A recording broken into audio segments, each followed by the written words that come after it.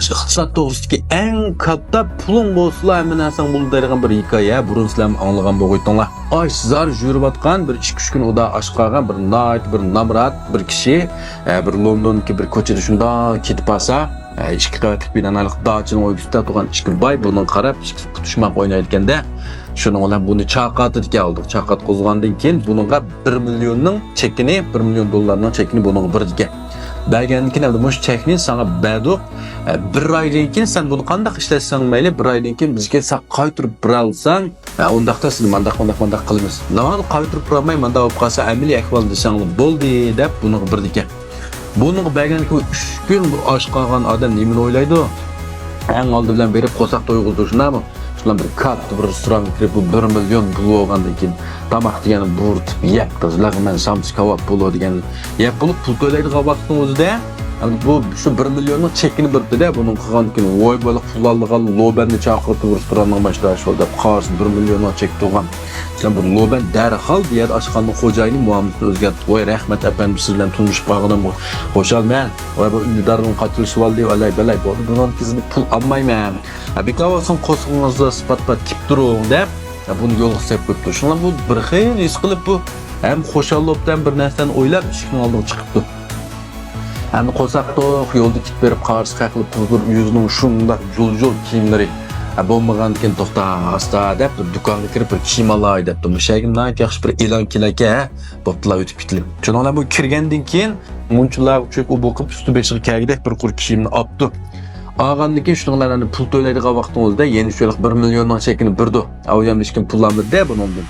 Bergandan keyin bu endi kiyim-kechak do'konining lomini buni ko'rib, voy bu katta bir zardarka bu deb, voy bo'ldi sizga bu kiyimni bekorga berdim.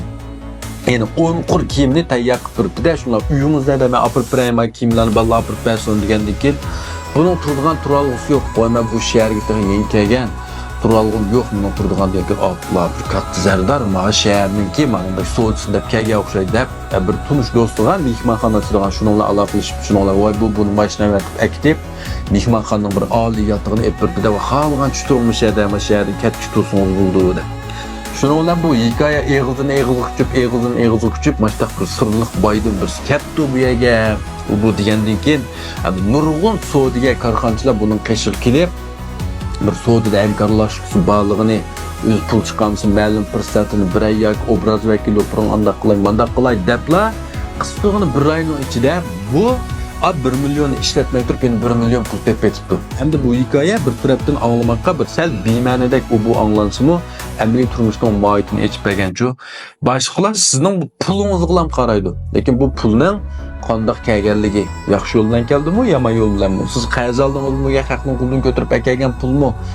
Onun hech kim qaramaydi. Faqat sizning qulingizda bor, shuningga qaraydi. Endi pul orqali pul teping degan bu kitobdimi, navbat sizning 100 million pulingiz bo'lsa, sizning 10 million tepishingiz pek osayish bu. Hech qancha kuchmay topalaysiz.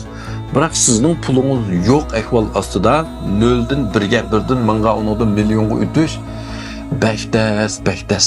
Endi shundaqdimi? Endi bu yerdagi yo'ngchan pul orqali pul tepish o'zimizning mayli oz bo'lsin, ko'p bo'lsin pul orqali qanday pul topamiz, pulimizni qanday domiltimiz degan mash to'g'risida yaxshi har xil usullarni so'zlab bergan. Pul orqali pul toping yoki moliya erkinligi bu ish kelsa ham 9.9 mi yoqtirgan do'stlar seri qarorni setib olsanglar bo'ldi. Topolmay qolsangiz, sizning qilsanglar ayrim yo'llab bersam bo'ldi.